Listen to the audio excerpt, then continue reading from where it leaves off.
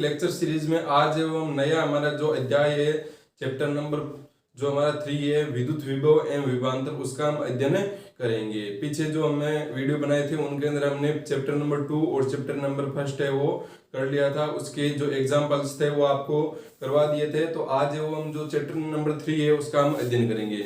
अभी भी है वो हम स्थिर विद्युत की पढ़ रहे हैं, मतलब अभी भी हमारा जो आवेश है वो क्या है, हमारा स्थिर ही है। तो ये आपको ध्यान में रखना है। अभी जो अगला चैप्टर आएगा उसमें भी हमारा आवेश क्या रहेगा, स्थिर रहेगा। तो स्थिर विद्युत की हम पढ़ रहे हैं यहाँ पर, तो आवेश को आपको अभी भी क्या रखना है, स्थिर ही रखना है। तो हम स्थिर आवेशों का क्या कर रहे हैं, अध्ययन कर रहे हैं। तो हमारा जो आज का जो चैप्टर है वो है हमारा विद्युत विभव। चैप्टर नंबर कौन सा है, 3, ठीक है, चैप्टर नंबर 3 है। तो इसमें आज वो सबसे पहले हम टॉपिक पढ़ेंगे स्थिर विद्युत स्थितिज ऊर्जा। स्थितिज ऊर्जा, स्थिर विद्युत स्थितिज ऊर्जा। अब देखो ये क्या है, कोई भी मान लो आपके पास में एक प्लस क्यू आवेश है, ठीक है, प्लस क्यू आवेश है। तो इस प्लस क्यू आवेश के कारण क्या उत्पन्न होगा, विद्युत क्षेत्र उत्पन्न होगा। क्या उत्पन्न होगा, विद्युत क्षेत्र उत्पन्न होगा। तो इस प्लस क्यू आवेश के कारण विद्युत क्षेत्र उत्पन्न होगा। तो मान लो इस प्लस क्यू आवेश से एक बिंदु है आपका, मान लो यहाँ पर पी बिंदु है, ठीक है, यहाँ पर है। तो इस प्लस क्यू आवेश के कारण हम यहाँ पर पी बिंदु पर कोई भी एक क्यू नोड आवेश लेकर आते हैं, एक क्यू नोड आवेश लेकर आते हैं। या यहाँ पर ऐसे मान लो कि यहाँ पर पी बिंदु पर एक क्यू नोड आवेश था। अब जैसे हम क्या करेंगे, इस प्लस क्यू को है, प्लस क्यू के विद्युत क्षेत्र में क्यू नोड आवेश को पी बिंदु से क्यू बिंदु तक लेकर आएंगे, यहां तक लेकर आएंगे, पी से क्यू तक लेकर आएंगे। तो हमारे को यहाँ पर क्या कार्य करना पड़ेगा, या आप ऐसे समझो हमने इसको क्यू नोड को यहाँ से उठाया और उठाने के पश्चात इसको हमने कहां पर रख दिया, क्यू पर रख दिया। तो हमने क्या किया, उस पी बिंदु को उठाया, उठाने से हमारी ऊर्जा में क्या हुई, कमी हुई, कमी हुई ना।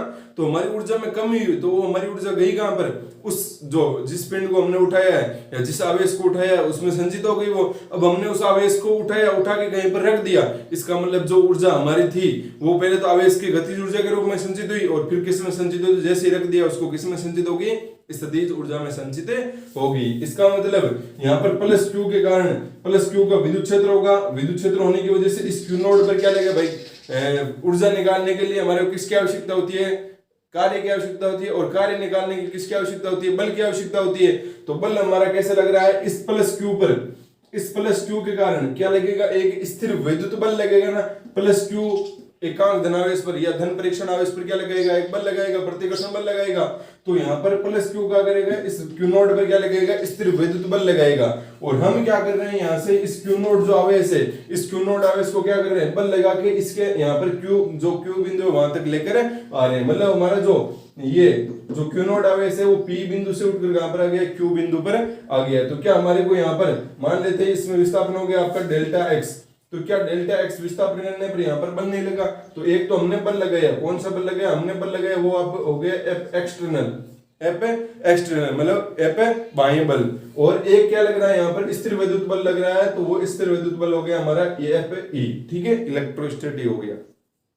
तो यहाँ पर दो बल लग रहे हैं। तो हमारे को क्या निकालनी है, स्थितिज ऊर्जा निकालनी है। और स्थितिज ऊर्जा कैसे निकलेगी, कार्य से निकलेगी, सीधी सी बात है। तो यहाँ पर देखो पहले तो हम देख लेते हैं कि भाई बाह्य बल द्वारा किए गए कार्य कितना होगा। बाह्य बल द्वारा किया गया कार्य, तो बाह्य बल द्वारा किए गए कार्य मान लेते हैं, क्योंकि हमने इसको डेल्टा एक्स या डी एक्स विस्थापित किया, तो कार्य भी कितना होगा आपका, डी डब्ल्यू होगा। तो डी डब्ल्यू बराबर क्या जाएगा भाई, कार्य बराबर क्या होता है, बल इनटू विस्थापन। तो अगर हम बाह्य बल की बात करें तो बल कौन सा लेंगे, एफ एक्सटर्नल लेंगे यहाँ पर। तो एफ एक्सटर्नल लिख लेते हैं यहाँ पर, ये ले लिया एफ एक्सटर्नल, ठीक है। फिर बल इनटू विस्थापन, बल इनटू विस्थापन। अब मान लो अगर बल और विस्थापन एक दिशा में नहीं होते हैं तो हम वहां पर क्या लेते हैं, कोस थीटा लेते हैं ना भाई। कार्य का फॉर्मूला क्या होता है, कार्य बराबर होता है एफ एस कोस थीटा, यही होता है ना। तो W कार्य बराबर क्या हो जाएगा, बल इंटू विस्थापन। विस्थापन कितना किया हमने, डेल्टा एक्स। तो ये लिख लो डेल्टा एक्स, ठीक है। हम यहाँ पर dx भी लिख सकते हैं, वो लिख सकते, उसमें कोई मतलब फर्क नहीं है। वापस अभी हम ऐसे समझाने के लिए लिख रहे हैं भाई, थोड़ा सा हमने इसको ज्यादा विस्थापित किया है। फिर क्या हो गया आपका कोस थीटा। अब बताओ थीटा कितना होगा, एफ एक्सटर्नल किस साइड में लग रहा है, एफ एक्सटर्नल इस साइड में लग रहा है और विस्थापन किस साइड में हो रहा है, विस्थापन भी इसी साइड में हो रहा है, मतलब थीटा कितना हो गया आपका 0 डिग्री हो गया। इसका मतलब थीटा 0 डिग्री, इसका मतलब जो बाह्य बल द्वारा किया गया कार्य वो कितना होगा, dw बराबर F external into delta x. ये तो हो गया बाह्य बल द्वारा किया गया कार्य। अब हमारे को चाहिए कि भाई स्थिर विद्युत बल ने कितना कार्य किया, तो स्थिर विद्युत बल द्वारा किया गया कार्य, भाई कार्य तो यही करेगा ना, भाई प्लस क्यू क्या करेगा, हम इस पर ऐसे बल लगा रहे हैं तो प्लस क्यू भी तो क्या करेगा, क्यू नोट को प्रतिकर्षित करेगा ना। हम तो जबरदस्ती इस क्यू नोट को उठाया और उठा के इसको क्यू बिंदु तक लेकर आए, लेकिन ये प्लस क्यू भी तो क्या करेगा, इस पर बल लगाएगा ना। तो स्थिर विद्युत बल है वो कितना होगा आपका, वो भी मान लेते हैं डेल्टा एक्स विस्थापन के, तो डीडब्ल्यू कार्य आएगा और वो किसके बराबर होगा, अब कौन सा लिखूं, एफ एक्सटर्नल लिखूं, एफ ई लिखूं, भाई स्थिर विद्युत बल कार्य कर रहा है तो एफ ई लिखूंगा मैं, तो ये एफ ई और विस्थापन कितना होगा डेल्टा एक्स। अब कोस थीटा कितना है बताओ, थीटा कितना, एफ ई आपका ऐसा लग रहा है, विस्थापन ऐसा हो रहा है, भाई पी से क्यू तक लेकर आ रहे हैं तो पी से उठ के क्यू आ रहे हैं ना, तो विस्थापन ऐसे हो रहा है, बल ऐसे लग रहा है, कोण कितना हो गया 180 डिग्री, तो कोण 180 और कोस 180 का मान कितना होता है -1, इसका मतलब डीडब्ल्यू इसके बराबर आ गया माइनस का F E delta x, minus का एफ ई डेल्टा एक्स। ठीक है, अब ये समझ में आ गया ना आपको कि जब भी कोई स्थिर विद्युत बल लगता है तो वहां पर कितना कार्य होता है, समझ में आ गया होगा। डीडब्ल्यू बराबर कितना लगेगा, माइनस का एफ ई डेल्टा एक्स लगेगा, जब हम कोई भी क्यू नोड आवेश को पी से क्यू तक लेकर आएंगे, पी से क्यू तक लेकर आएंगे। ठीक है, अब हमारे को क्या चाहिए, हमारे को चाहिए स्थिर विद्युत स्थितिज ऊर्जा, हमारे को बाह्य ऊर्जा थोड़ी चाहिए, नहीं चाहिए ना, हमारी ऊर्जा थोड़ी चेक करनी है, हमारे को कौन सी ऊर्जा चेक करनी है कि भाई स्थिर विद्युत ऊर्जा कितनी हुई, भाई स्थिर विद्युत स्थितिज ऊर्जा कितनी होगी। भाई जैसे हमने क्या कर दिया, इस क्यू नोड आवेश को यहां से उठा के यहां पर रख दिया, तो हमने बल लगाया, ठीक है, तो हमारे बल लगाने से क्या हुई, कुछ ऊर्जा जो हमारी ऊर्जा में कमी होगी वो ऊर्जा किसमें संचित होगी, इसमें ऐड होगी। मान लो इसके पास मान लो पहले 2 जूल ऊर्जा थी, कितनी थी 2 जूल ऊर्जा थी, अब हमने इसको उठाया, उठाने से हमारी जो ऊर्जा है उसमें क्या हुई, हानि हुई, तो कितनी हानि हुई, मान लेते हैं 1 जूल हानि होगी, तो 1 जूल जाएगी कहां पर, हमारी तो ऊर्जा में हानि होगी, 1 जूल जाएगी कहां, इसके साथ में ऐड हो जाएगी ना। तो इसका मतलब ये जो 2 जूल तो जब यहां पर रखा हुआ था तब था, लेकिन जब यहां पर रख दोगे तो ऊर्जा कितनी हो जाएगी आपकी, 2 जूल प्लस 1 जूल मतलब कितनी हो जाएगी 3 जूल। तो इसका मतलब इसके पास में ऊर्जा आ गई ना, तो ऊर्जा आई किसकी वजह से, एफ एक्सटर्नल की वजह से, मतलब हमारे बाह्य बल की वजह से। और बाह्य बल क्यों हुआ, यहाँ पर बल क्यों लगाना पड़ा, क्योंकि ये क्या कर रहा है सामने से प्लस क्यू भी क्या लग रहा है, बल लग रहा है ना। अगर मान लो कोई सामने बल नहीं लगता तो हमारे को बल लगाने की आवश्यकता होती है, यहाँ पर कोई आवश्यकता नहीं होती ना, सामने से बल लगाया जा रहा है, कोई आवेश है जो विद्युत क्षेत्र है, सामने से बल लग रहा है, विद्युत क्षेत्र तो सीधी सी बात है, मतलब बल लगेगा, तो बल लग रहा है सामने से, तो हम वहां पर क्या कर रहे हैं, बल लगा रहे हैं। तो यहाँ पर क्या हो गया आपका कि भाई ऊर्जा यहाँ पर क्या होगी, ज्यादा होगी, तो यहाँ पर स्थितिज ऊर्जा हुई कितनी, वो हमारे को यहाँ पर चेक करनी है। जब हमने रख दिया कोई भी वस्तु स्थिर अवस्था में होती है तो उसमें कौन सी ऊर्जा संचित होती है, स्थितिज ऊर्जा। अब हमारे को चाहिए कि भाई ऊर्जा है वो क्या होगी, तो जो किया गया कार्य स्थिर विद्युत बल द्वारा किया गया कार्य किसमें संचित हो जाएगा, आपका स्थितिज ऊर्जा में। तो यहाँ पर आप लिख सकते हो कि स्थिर विद्युत बल द्वारा किया गया कार्य किसमें संचित हो जाएगा, इसकी जो आपका एकांक धनावेश है या फिर जो आपका धन परीक्षण आवेश है इसकी किसमें संचित हो जाएगा, स्थिर विद्युत स्थितिज ऊर्जा में। तो यहां से आप लिख लोगे डी बराबर हो जाएगा एफ ई डेल्टा एक्स। ठीक है, अब ये तो हमारे को थोड़ी सी ऊर्जा मिली है, ठीक है, हमने अल्प विस्थापन किया है। अगर हमारे को विस्थापन निकालना है कि भाई अगर हम कोई भी जो आवेश है उसको अनंत से किसी बिंदु तक लेकर आते हैं, अनंत से, मान लो ये दूरी आपकी आर है, यहां से यहां तक की दूरी कितनी है आर है, तो हमारे पास में कोई क्यू नोड आवेश है, इस क्यू नोड आवेश को अगर हम अनंत से जो पी बिंदु है वहां पर लेकर आएंगे और पी बिंदु इस आवेश से कितनी दूरी पर है, आर दूरी पर है, तब हमारी ऊर्जा कितनी संचित होगी। तो उसके लिए हमारे को क्या करना पड़ेगा, भाई हमारे को यू चाहिए, तो इसके लिए हमारे को इसका क्या करना पड़ेगा, समाकलन। तो यहाँ पर समाकलन क्या हो जाएगा, डी यू, और वो किसके बराबर हो जाएगा, u के बराबर हो जाएगा। ये ऐसे लिख लो भाई, u किसके बराबर हो गया, du के बराबर हो गया, और वो किसके बराबर हो जाएगा, वस्तु को कहां से कहां तक लेकर आ रहे हैं, बताओ कहां से आवेश को कहां से कहां तक लेकर आ रहे हैं, p से क्यों नहीं, अभी हम बात करें अनंत से आर, सबके लिए हम करते हैं यहाँ पर। तो हम आवेश को लेकर आ रहे हैं अनंत से कहां पर लेकर आ रहे हैं, हमें अनंत से आर बिंदु तक लेकर आ रहे हैं। तो मैं यहाँ पर लिखूंगा इनफिनाइट टू आर, और जो बल है उसका मान लिख दो, बल का मान कितना है आपका, भाई स्थिर विद्युत बल का मान रखोगे ना, ये थोड़ी रखोगे, आपको तो स्थिर विद्युत स्थितिज ऊर्जा चाहिए, हमारी ऊर्जा थोड़ी चाहिए। तो यहाँ पर क्या हो जाएगा अनंत से आर, और यहाँ पर क्या हो जाएगा माइनस का एफ ई डेल्टा एक्स। ये आ गई आपकी स्थिर विद्युत स्थितिज ऊर्जा, स्थिर विद्युत स्थितिज ऊर्जा। आगे यहाँ पर और एक बात यहाँ पर ध्यान रखना कि जो अनंत पर जो स्थितिज ऊर्जा होती है वो कितनी होती है आपकी, ये 11th क्लास में हम जो पढ़ चुके हैं कि अनंत पर जो स्थितिज ऊर्जा होती है वो कितनी होती है, या जो कार्य होता है वो कितना होता है आपका, शून्य होता है वहां पर। तो यहाँ पर जो अनंत है अनंत पर जो ऊर्जा रहेगी आपकी क्या रहेगी, शून्य रहेगी। ठीक है, ये कुछ इंपॉर्टेंट बात है जो आपको ध्यान में रखनी है। तो हमने ये निकाल लिया कि स्थिर विद्युत स्थितिज ऊर्जा हमारी कितनी आती है, U बराबर माइनस का infinite to R Fe delta x। तो इनफाइनाइट से इसको P बिंदु पर लेकर आए और P बिंदु इस आवेश से कितनी दूरी पर है भाई, अगर हम ये दूरी नहीं लिखेंगे तो फिर ये मतलब क्या होगा भाई, अनंत से हम एक P बिंदु पर लेकर आए, अनंत से हम P बिंदु तक लेकर आए और ये P बिंदु है वो कितनी दूरी पर है, प्लस Q से R दूरी पर है। अगर मान लो यहाँ पर ये आवेश प्लस Q होता ही नहीं, मान लो अगर आवेश प्लस Q होता ही नहीं, तब यहाँ पर हम अनंत से उसको यहाँ पर लेकर आते तो क्या फर्क पड़ता है, यहाँ पर कुछ फर्क नहीं पड़ता, क्योंकि ये इस पर तो कोई बल ही नहीं लग रहा है, और बल नहीं लग रहा है तो हमारे को यहाँ पर कुछ कार्य नहीं करना पड़ता, और कुछ कार्य नहीं करना पड़ता तो हमारे को क्या है, वहां पर क्या नहीं मिलती, कुछ ऊर्जा ही नहीं मिलती। तो इसलिए हमें यहाँ पर इसको तो वो जो देनी पड़ेगी वही प्लस Q है तो मतलब इसकी जो P बिंदु उसकी दूरी कितनी R है, तो यहाँ पर इसलिए हमने यहाँ पर लिखा कि भाई U है वो कितना आएगा, माइनस का infinite to R Fe delta x। ये फॉर्मूला इंपोर्टेंट, इसको आपको ध्यान में रखना है। तो ये हो गया आपका टॉपिक। अब हम अगला टॉपिक करते हैं। देखो जो हमारे पार्ट है, कौन सा पार्ट है, पार्ट का नाम है विद्युत विभव। तो अगला टॉपिक रहेगा हमारा विद्युत विभव। अब देखो विद्युत विभव है वो क्या होता है, ठीक है, परिभाषा लिख देता हूं मैं पहले, या इस सिंपल भाषा में एक बार मैं बताऊं तो आवेश, जो विद्युत विभव इसका कार्य क्या होता है, आवेश के प्रवाह को सुनिश्चित करना, आवेश के प्रवाह को क्या करना, सुनिश्चित करना। इसके बारे में देखो मैंने आपको बताया था, फर्स्ट चैप्टर था उसके अंदर बताया था जब चालन द्वारा आवेशन होता है। तो चालन द्वारा आवेशन मैंने क्या बताया था कि यहाँ पर दो वस्तुओं में जो चालन द्वारा आवेशन होता है, दोनों वस्तुओं को संपर्क में लाएंगे तो वहां पर कभी भी है वो ऐसा नहीं बोलेंगे कि वहां पर आवेश आपका एक समान नहीं था इसलिए वहां पर आवेश का वितरण हुआ एक समान रूप से। हम वहां पर बोलेंगे कि वहां पर विभव समान नहीं था, दो वस्तुएं थी, उनको अगर हम संपर्क में लाएंगे, एक वस्तु पर आवेश था और दूसरी वस्तु निरावेशित थी, या मतलब वो उदासीन थी, वहां पर कोई आवेश नहीं था, अनावेशित थी।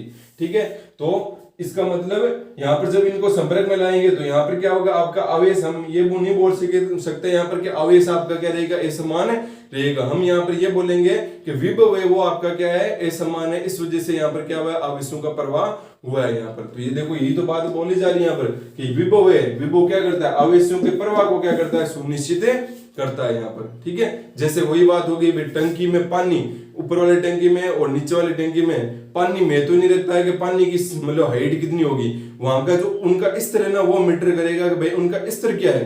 तो उसी प्रकार से दो अगर जो वस्तुएं उनमें आवेश कितना है, वो आवेश है वो मतलब निर्भर नहीं करेगा कि भाई चालन होगा कि नहीं होगा, चालन के लिए कौन आवश्यक होगा, विभव ही आवश्यक होगा। तो ये बात आपको ध्यान में रखनी है। अब चलो इसकी ये तो ऐसे भाई सिंपल भाषा में समझ लेंगे भाई विद्युत विभव होता है क्या। अब इसकी परिभाषा लिखते हैं कि हम परिभाषा देंगे तो कैसे देंगे। तो देखो विद्युत विभव की परिभाषा क्या होती है, किसी एकांक धनावेश को अनंत से किसी विद्युत क्षेत्र में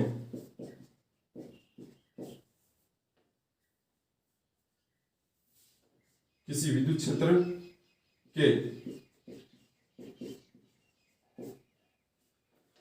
एकांक धनावेश को अनंत से किसी विद्युत क्षेत्र के बिंदु तक लाने में किया गया कार्य विद्युत विभव कहलाता है।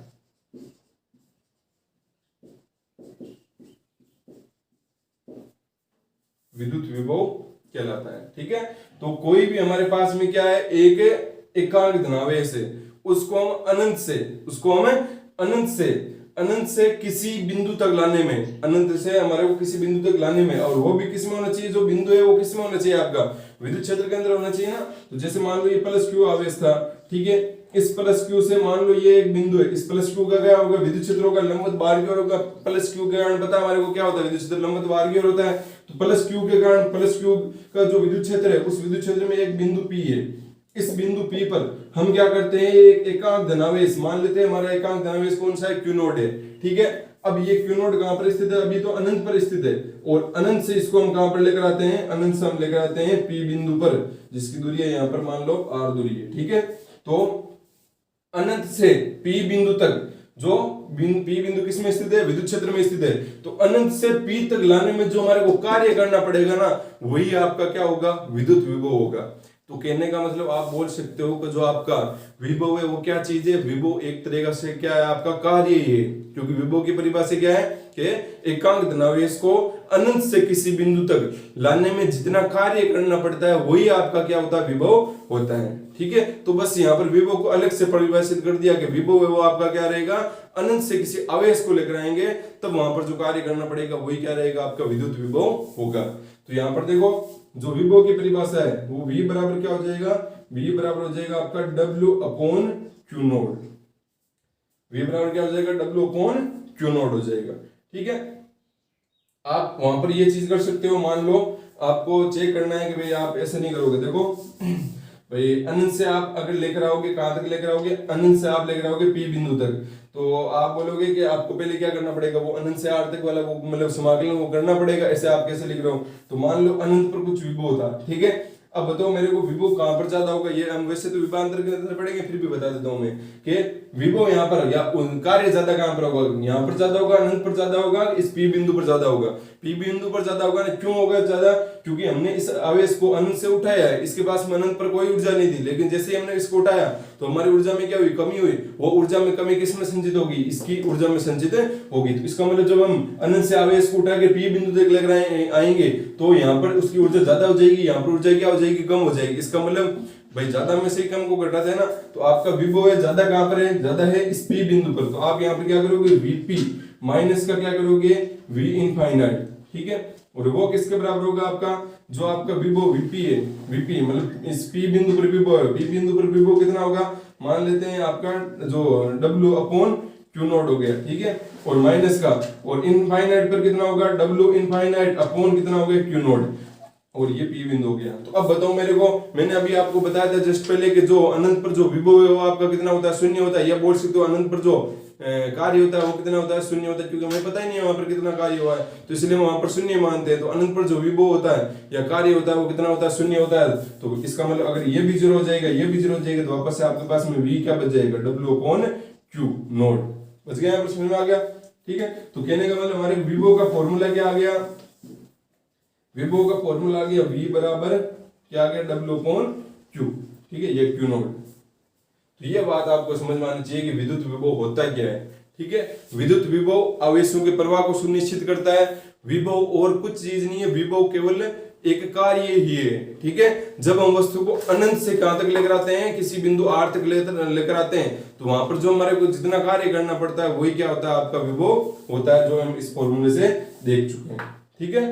अब हम आगे बढ़ते हैं, देखो विभव की कुछ इंपॉर्टेंट परिभाषाएं। V बराबर क्या था आपका, W अपॉन क्या था, क्यू नोट था, ठीक है।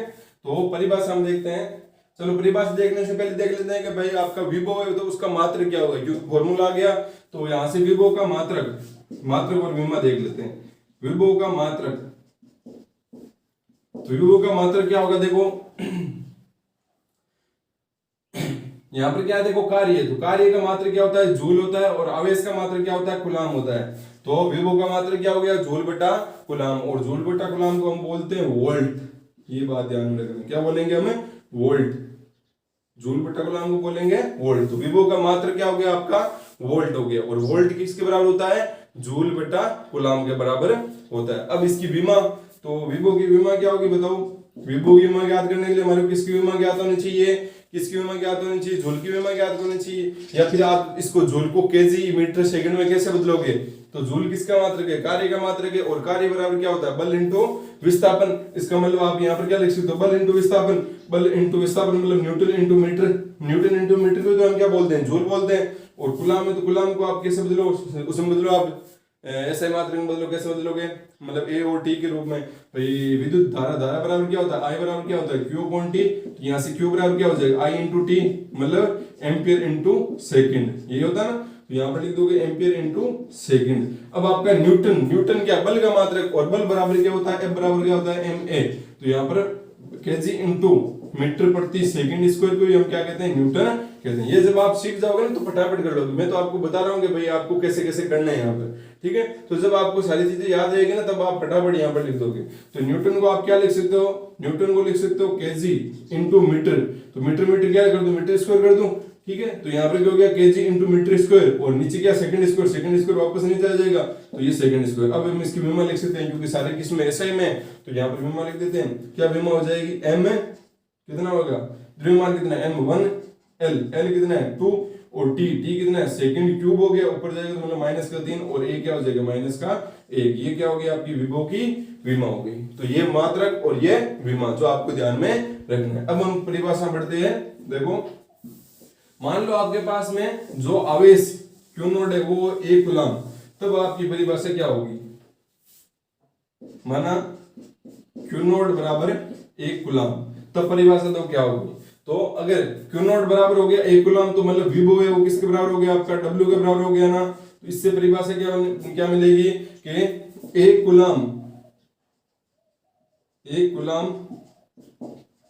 आवेश को अनंत से किसी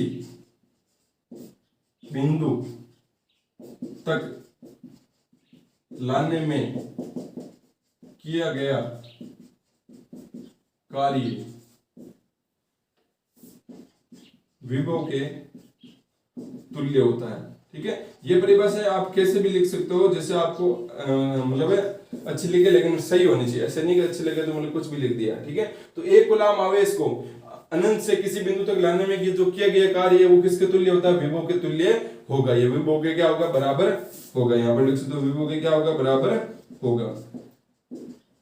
या फिर ऐसे लिख सकते हो आप इसकी परिभाषा कि जो विभव है वो उस कार्य के तुल्य होगा, विभव है वो उस कार्य के तुल्य होगा जो जब हम क्या करते हैं, किसी 1 कूलम आवेश को अनंत से किसी बिंदु तक लेकर आते हैं। जो भी परिभाषा हो, जो भी आपको सुटेबल लगे और सही होनी चाहिए, आप लिख सकते हो यहाँ पर।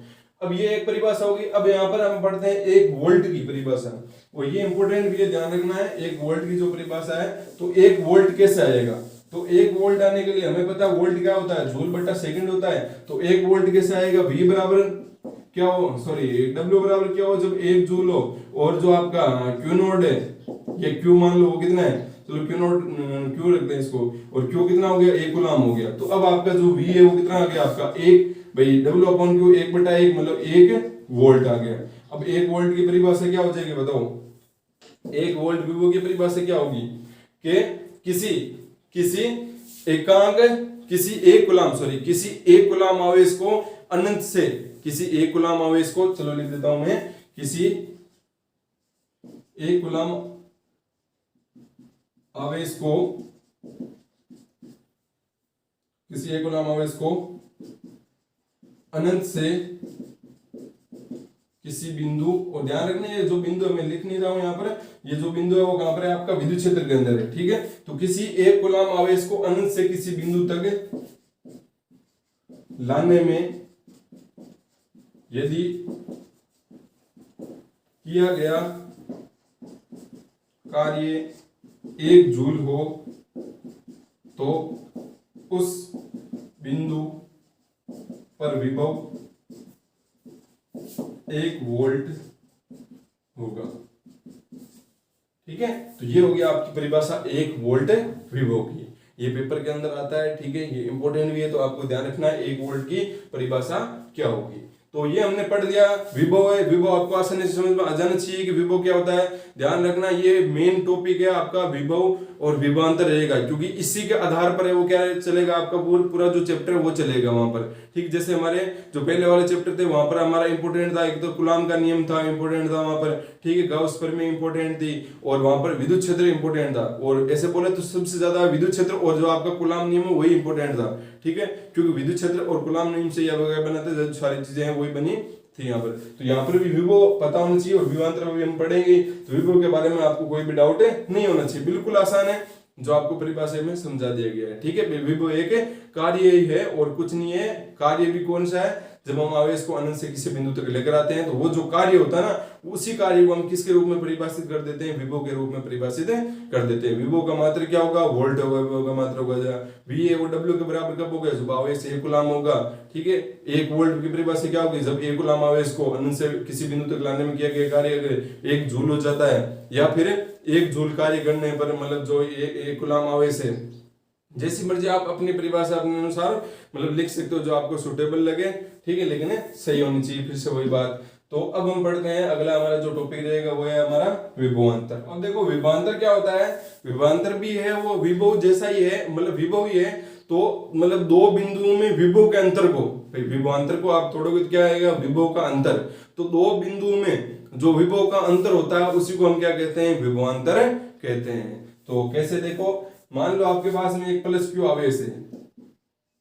ठीक है, ये प्लस क्यू आवेश है और इस प्लस क्यू आवेश से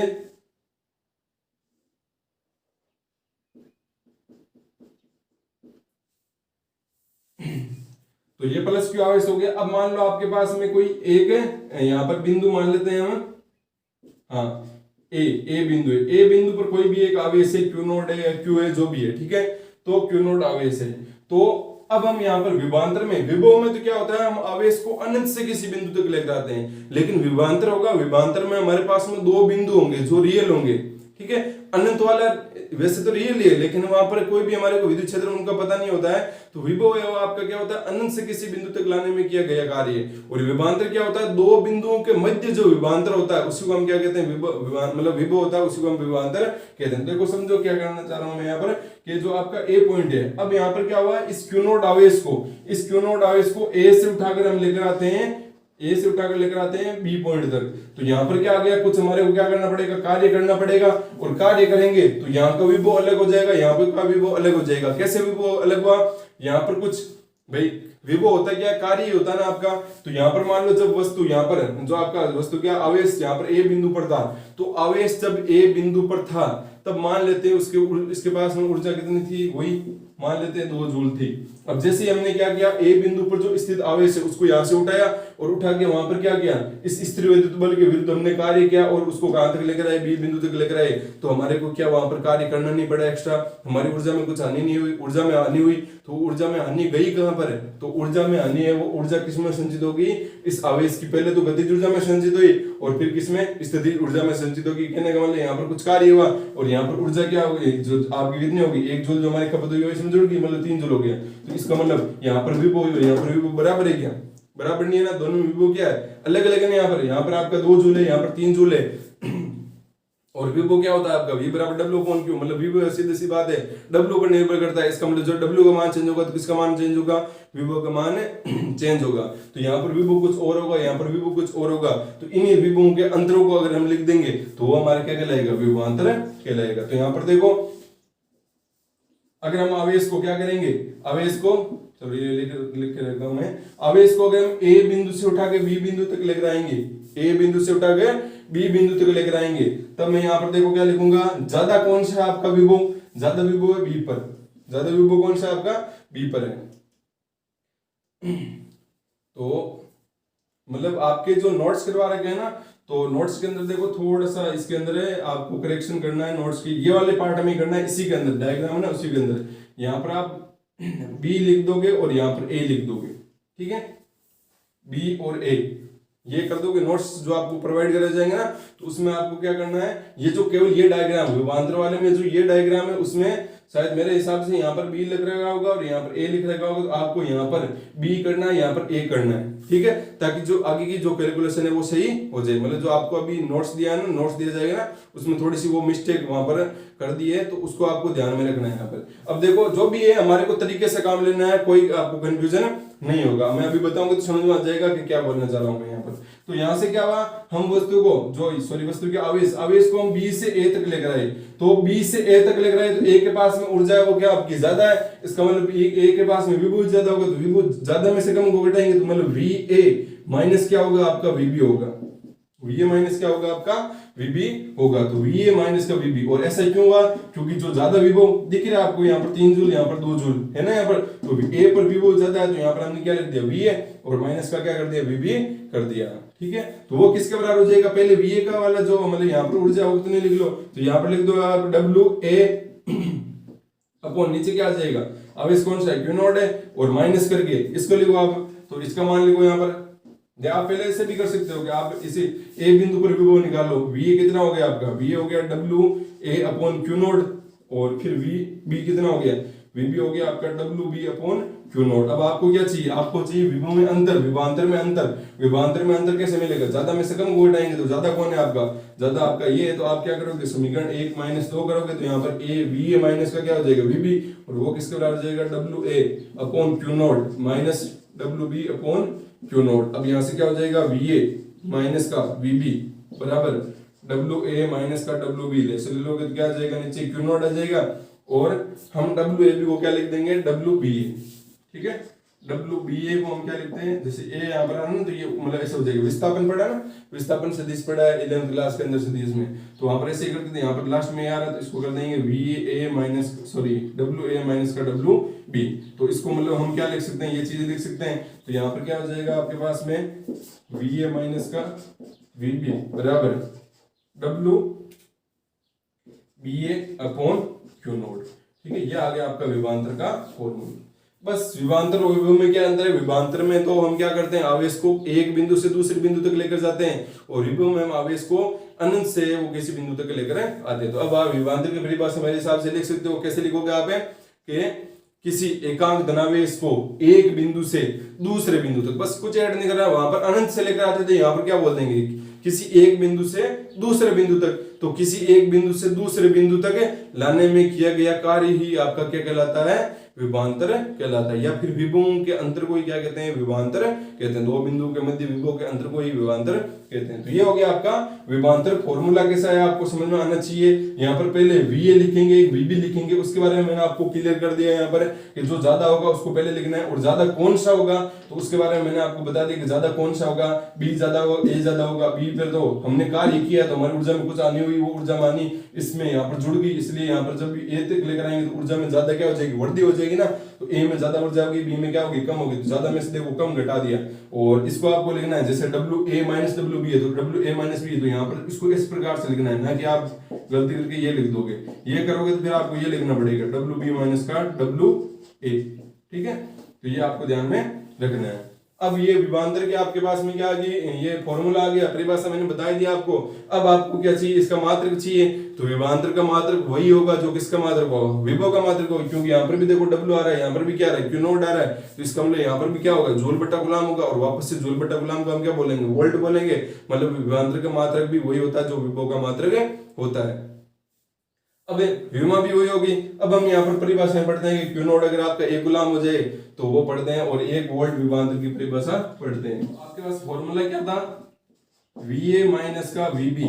इसको भी आप लिख सकते हो, वीए माइनस वीबी को क्या लिख सकते हो आप, वी ए आ रहा है ना, तो मतलब V B A, V B A बराबर क्या हो जाएगा, डब्ल्यू बी ए अपॉन क्या हो जाएगा, क्यू नॉट। तो अगर क्यू नॉट बराबर हो जाए आपका एक गुलाम, तो क्या परिभाषा होगी, क्यू नॉट बराबर एक गुलाम हो जाए तो मतलब आप लिख सकते हो कि वी ए माइनस का वी बी ए वो किसके बराबर हो जाएगा, W A minus W B के। तो इसकी परिभाषा कैसे लिखोगे, एकांक सॉरी एक गुलाम आवेश को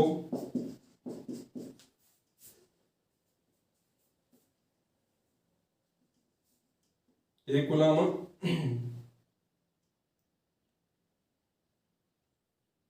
हाँ, इसको थोड़े से अलग तरीके से लिखते हैं, विभवांतर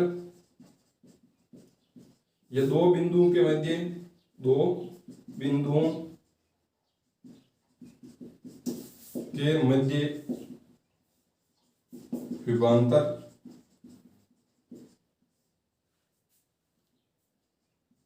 उस कार्य के तुल्य होता है जिसमें एक गुलाम आवेश को एक बिंदु से दूसरे बिंदु तक लाने में करना पड़ता है। ठीक है, तो मतलब नोट्स के अंदर आपको अच्छे से बता रखा है कि नोट्स के अंदर कैसे परिभाषा है, जो भी आपको सिंपल लगे वो क्या कर सकते हो, आप याद कर सकते हो। ठीक है, तो आपको बस एक लाइन है कि दो बिंदुओं के मध्य जो विभवांतर उत्पन्न होगा वो उस कार्य के तुल्य होगा। कौन से कार्य के तुल्य होगा? जब एक कूलम आवेश को एक बिंदु से दूसरे बिंदु तक लेकर आएंगे तो एक बिंदु से दूसरे बिंदु तक लाने में हमारे को जितना कार्य करना पड़ेगा वो कार्य क्या हो जाएगा, विभवांतर के बराबर हो जाएगा। अब हम पढ़ते हैं 1 वोल्ट विभवांतर की परिभाषा क्या होगी, और ये इंपॉर्टेंट है। जैसे वहां पर 1 वोल्ट की विभव की परिभाषा इंपॉर्टेंट थी, वैसे भी यहाँ पर 1 वोल्ट विभवांतर की परिभाषा भी क्या रहेगी आपकी, इंपॉर्टेंट रहेगी। तो 1 वोल्ट विभवांतर,